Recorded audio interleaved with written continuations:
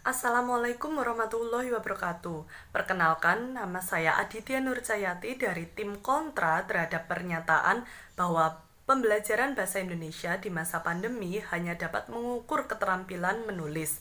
Nah, saya tidak setuju dengan pernyataan tersebut. Kenapa? Karena menurut saya, pembelajaran bahasa Indonesia yang dilakukan secara daring selama masa pandemi dapat mengukur keterampilan berbahasa yang lain, seperti keterampilan membaca, keterampilan berbicara, maupun keterampilan menyimak.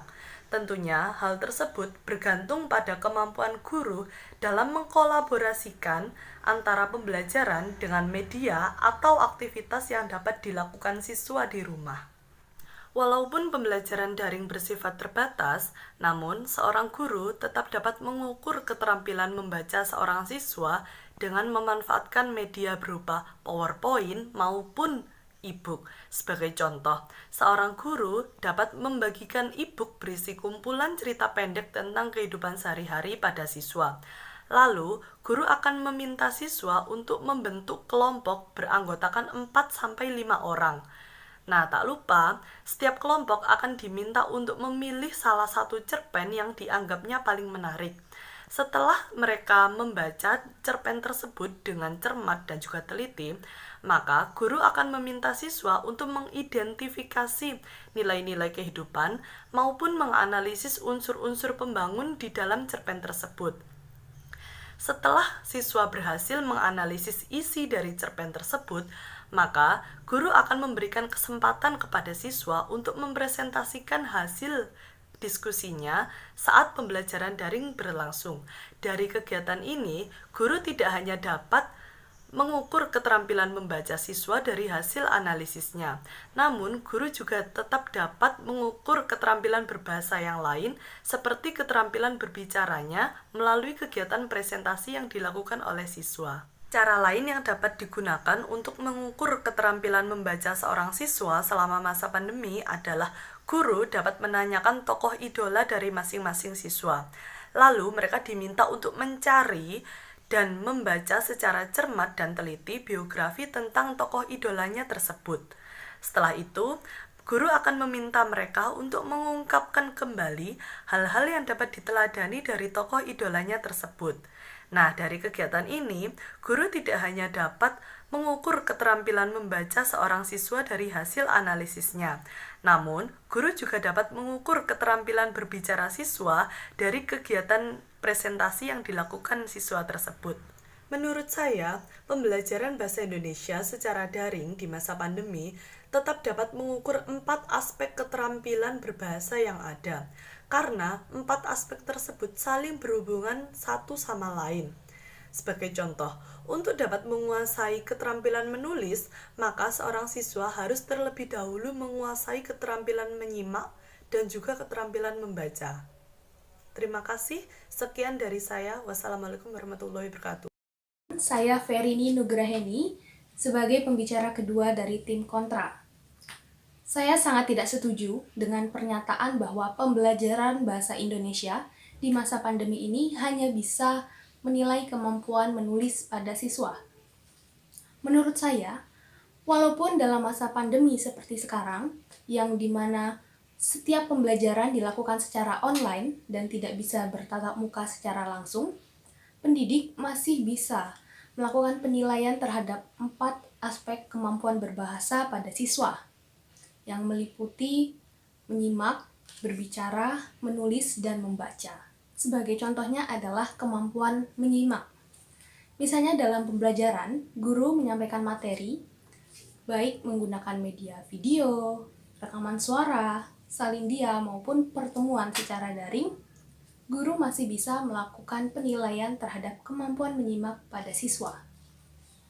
Untuk menilai kemampuan menyimak pada siswa, guru bisa mengkolaborasikan dengan kemampuan yang lain, entah itu menulis maupun berbicara.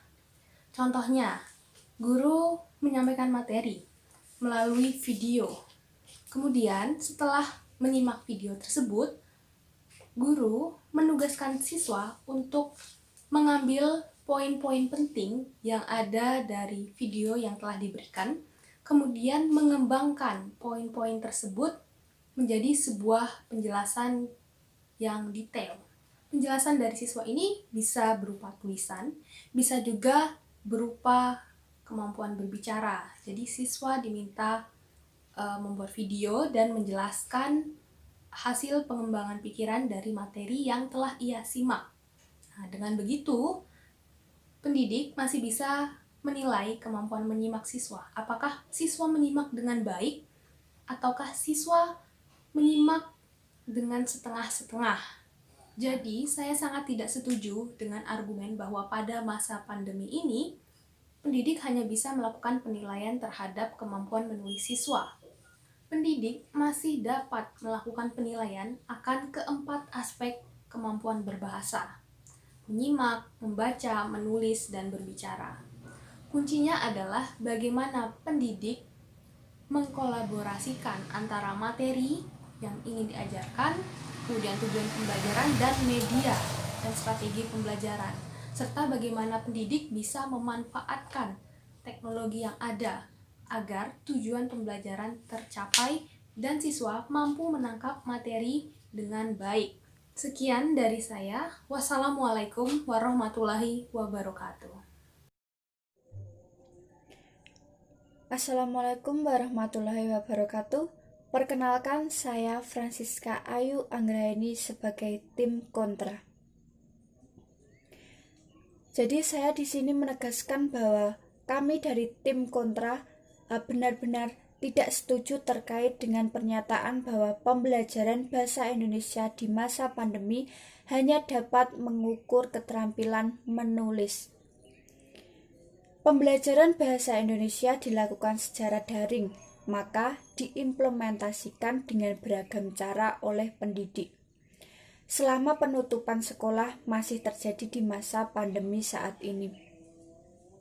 Namun implementasi itu dinilai tidak maksimal dan masih saja menunjukkan ketidakpuasan di kalangan pendidik dalam beradaptasi dengan iklim digital. Selain itu, peserta didik pun belum dapat beradaptasi dalam menjalankan kenyataan bahwa mereka harus belajar via online tanpa bertemu dengan teman-teman. Dalam kondisi darurat seperti ini karena adanya virus corona, maka bentuk penugasanlah yang dipandang paling efektif dalam pembelajaran jarak jauh.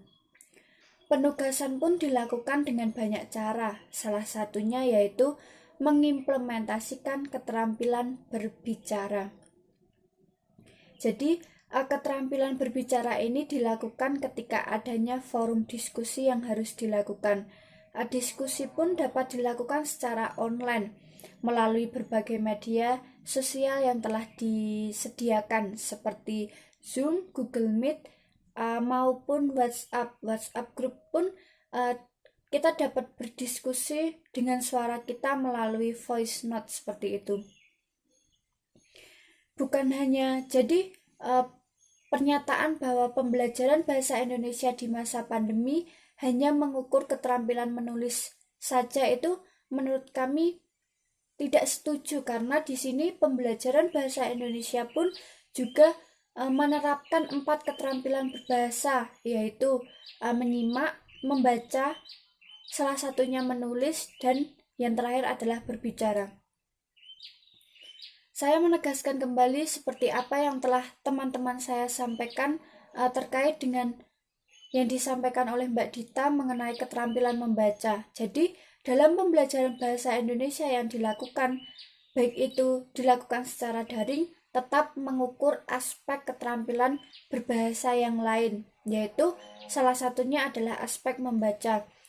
Contohnya, ya konkret saja, misalnya untuk dapat menguasai keterampilan menulis, siswa tersebut harus memiliki materi yang sebagai bahan dia untuk menulis. Jadi dia kan harus melakukan keterampilan membaca terlebih dahulu. Selain itu, dalam pembelajaran bahasa Indonesia yang dilakukan secara daring kan, pendidik tersebut juga mengimplementasikan dengan cara-cara yang beragam ketika belajar di rumah. Salah satunya yaitu pendidik membuat konsep ceramah online. Jadi terkait dengan ceramah online tersebut menunjukkan bahwa yang menjadi ukuran dalam pembelajaran bahasa Indonesia di masa pandemi tersebut bukan hanya keterampilan menulis saja, tetapi juga keterampilan menyimak, seperti yang telah disampaikan oleh Mbak Ferini sebelumnya. Jadi, poin pentingnya itu pembelajaran bahasa Indonesia di masa pandemi tidak hanya mengukur terkait dengan keterampilan menulis saja, tetapi juga memperhatikan 4 aspek keterampilan berbahasa yang lain seperti keterampilan menulis, menyimak, membaca, dan juga keterampilan berbicara. Sekian dari saya. Terima kasih.